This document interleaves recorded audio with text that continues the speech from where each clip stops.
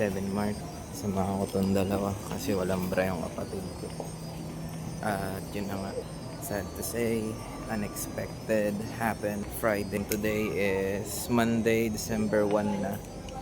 Kasalukuyan ng aking amain sa ICU sa Tala Hospital, no?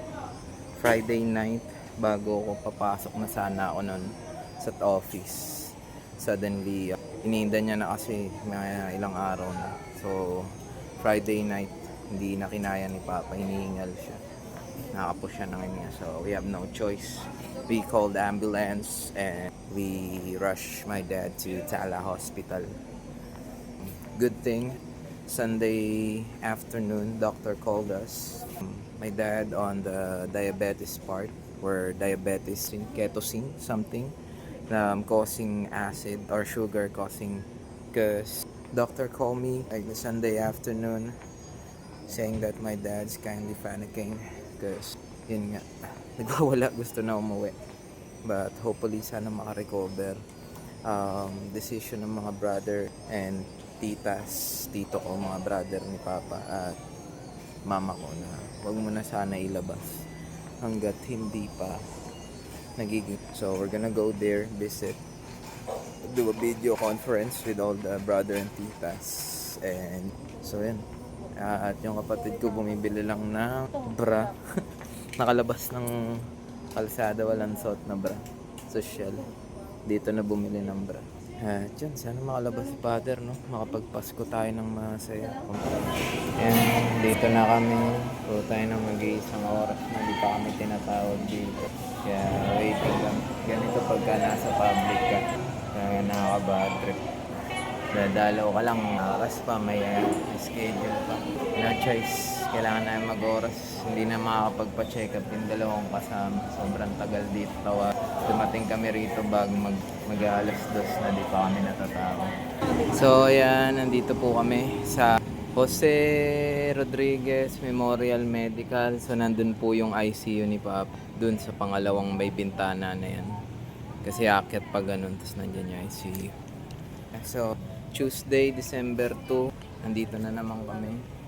Kasama ko tong dalawa ko, si Bobby Peaches at si Ate Chris. Nandito kami sa Tala Hospital. Day 3 na ni Papa, no? So 7 days ang gamutan niya sa kanyang pneumonia at nakaka 3 days na siya. So 4 days to go. So bukas pang 4 days niya, 3 days na lang, mabilis na. Tinihintay namin, may dalaw ICU nila rito. Lalo na kapag yun, mga may naka-segregate o nakabukod sa dahil sa mga pneumonia. Hindi ka pwede basta dumalaw. TTHS Tuesday, Thursday, Sunday 9 to 10 to 1 to, tapos yung second batch 1 to 2. Yun yung schedule nila rito. So kung may bibisitahin kayo, 9 to 10 saka 1 to 2 ng hapon. So ayun. Yan, nandito kami sa bypass. Pahinga lang muna. Dito kami sa bypass. Enjoy lang namin yung sunset, no? Napakaganda rito kung makikita nyo. Ayan, tamba mode.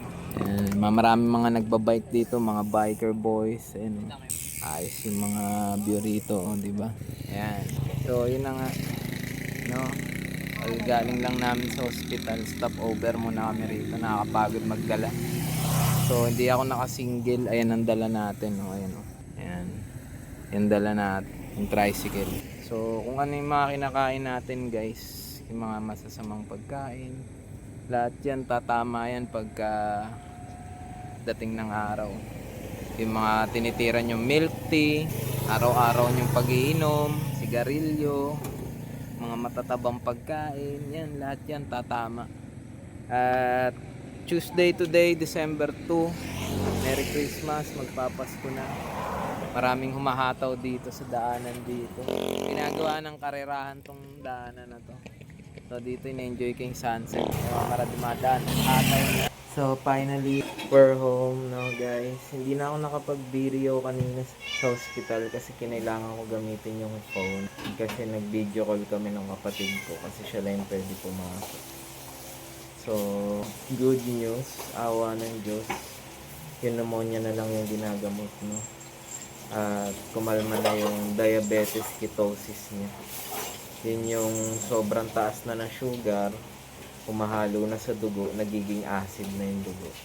So, kumbaga sa sasakyan, para mas marintindihan nyo, parang kinakalawang, napupunta na yung kalawang sa dugo. So, sa sasakyan, pag kinalawang na yung sasakyan, sisira na yung mga parts. Ganon din sa atin sa mga tao. Pagka may diabetes ka, nag-ketosis diabetes ka, mangangalawang yung dugo mo, at syempre yung mga organs mo, magkakaroon ka ng failure. Awa ng Diyos na ikalma na yun. At yun, pahinga muna ako, kapagod magbitbit ng tricycle. Traffic.